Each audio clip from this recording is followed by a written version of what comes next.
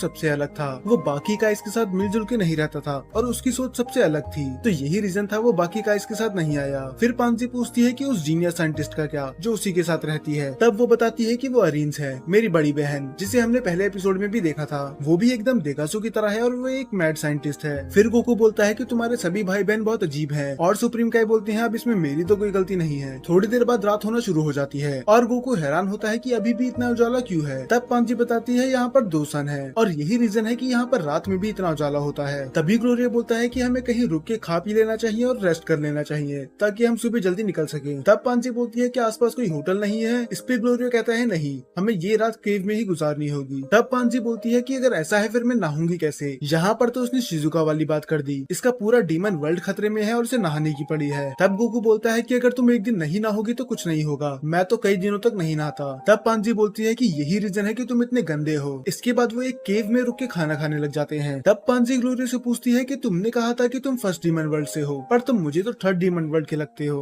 तब ग्लोरिया बताता है कि मैं थर्ड डीमन वर्ल्ड का ही हूँ, पर मुझे किसी ने हायर करा था तभी मैं फर्स्ट डीमन वर्ल्ड में चले गया। तभी वो पूछती है कि तुम्हें किसने हायर करा था, उसका नाम क्या है। पर ग्लोरिया ये बात बताने से मना कर देता है। वो बोलता है कि अब सोने का समय आ चुका है। ये सुन के सुप्रीम का एक शक और भी ज्यादा बढ़ जाता है कि आखिर ये छुपा क्या रहा है। उसके बाद हमें दिखाया जाता है कि सभी लोग सो जाते हैं पर ग्लोरियो कहीं आसपास नहीं होता। फिर हमें दिखाया जाता है कि वो कॉल पे